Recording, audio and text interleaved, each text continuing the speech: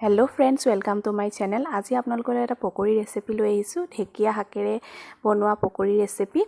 আপোনালোকে হয়তো আগতে খাইছে আৰু যিসকলে নাই খোৱা এবাৰ ট্ৰাই কৰি চাবচোন, নিশ্চয় ভাল পাব খাই।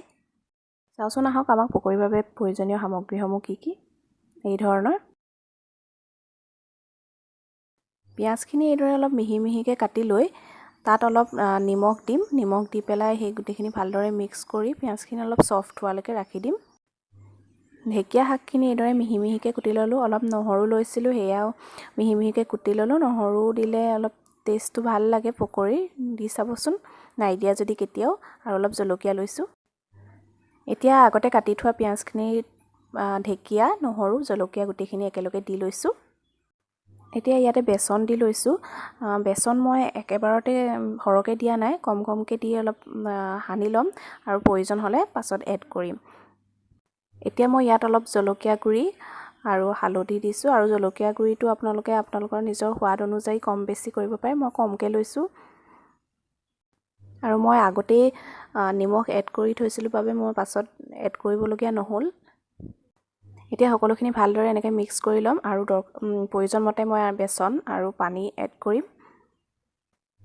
মই বেচন আৰু অলপ এড কৰি লৈছোঁ আৰু তাতে আধা চামুচ বেকিং পাউডাৰ দি লৈছোঁ।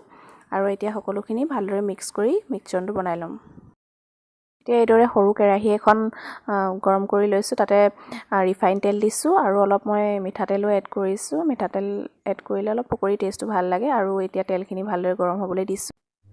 এতিয়া তেলখিনি ভালকৈ গৰম হোৱাৰ পাছত মিশ্ৰণবিলাক এটা এটাকৈ পকৰি শ্বেপ দি ফ্ৰাই কৰি লৈছোঁ।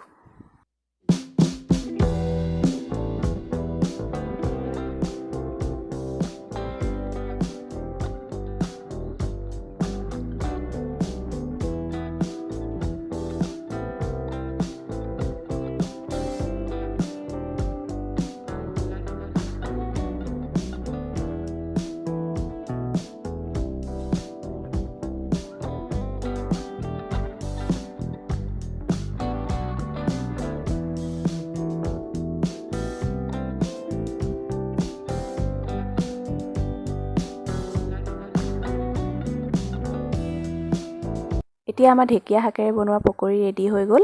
আৰু আপোনালোকৰ যদি ভিডিঅ'টো চাই ভাল লাগিলে তেতিয়াহ'লে ভিডিঅ'টো লাইক কৰিবলৈ নাপাহৰিব, চেনেলটো ছাবস্ক্ৰাইব কৰিব আৰু কাষতে থকা বেল আইকনটো প্ৰেছ কৰি দিব আৰু যাতে নেক্সট ভিডিঅ' দিলে আপোনালোকে তাৰ ন'টিফিকেশ্যন পায়।